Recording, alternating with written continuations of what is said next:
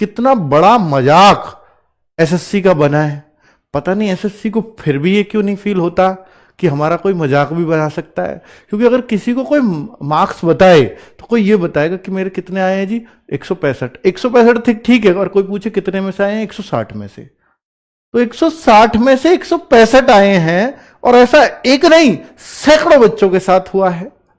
तो ये जस्टिफाई करना भी बहुत मुश्किल है कि 160 में से 165 आ भी कैसे सकते हैं। पागल है, या तो ये पागल है या भैया वो संस्था गड़बड़ कर रही है एग्जाम कराने में।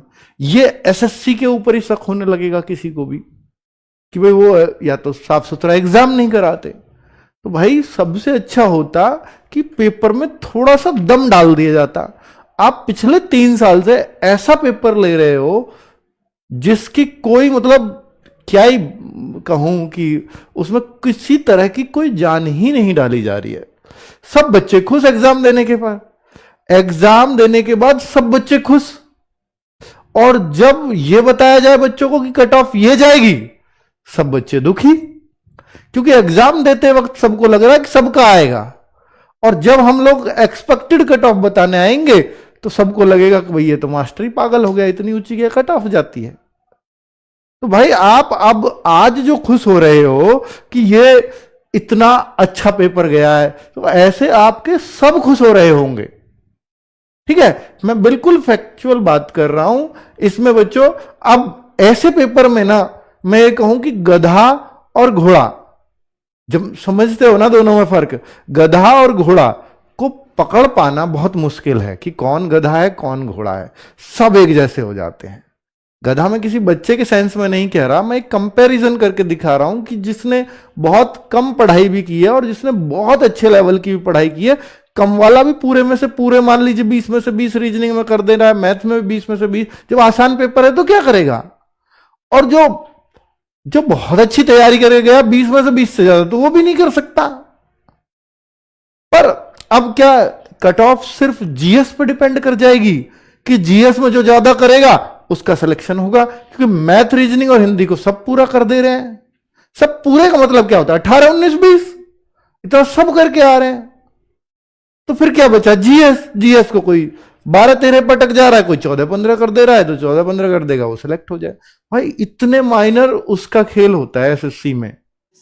अंदर कुछ ना कुछ चीजें चल रही हैं कि क्या एक दिन पहले जो क्वेश्चन पूछे गए थे क्या वो क्वेश्चन रिपीट होंगे।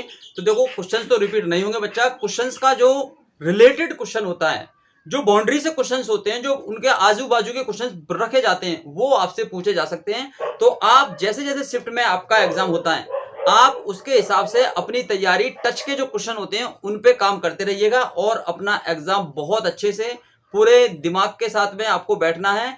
बिल्कुल भी इधर उधर आपको चीजों को नहीं सोचना है। आपको डायरेक्ट जो रिवीजन आपने किया है उस पर काम करते हुए अपनी परीक्षा में सफलता लेनी है।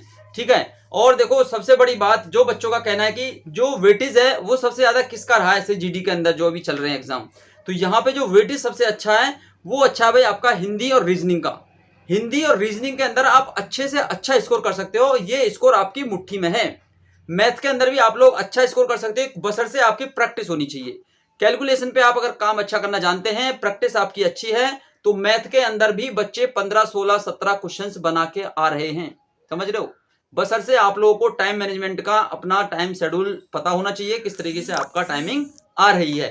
बाकी जीके जीएस ने तो भाई सभी की कमर तोड़ रखी है, क्योंकि कितना ही पढ़ लेना बच्चा, 15, 16 क्वेश्चन तो बहुत बड़ी बात है। मैं कहता हूं जो क्वेश्चंस करने वाले होते हैं ना, वो क्वेश्चन भाई 10 से 12 क्वेश्चन ही होते हैं जो आप कर पाते हो, बाकी तो सब तुक्का लगाते हैं। और तुक्के में भी आप लोगों का फायदा है, क्योंकि 1-2 क्वेश्चंस आप तुक्के से भी सही कर सकते हो, तो जीके में स्कोर आपका 12, 13, 14 तक भी जा सकता है।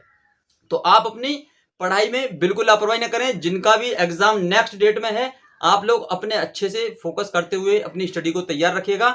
बहुत अच्छे से आप लोगों का रिवीजन है और आपकी तैयारी एकदम बढ़िया है। अपने आप को डिमोटिवेट नहीं करना है।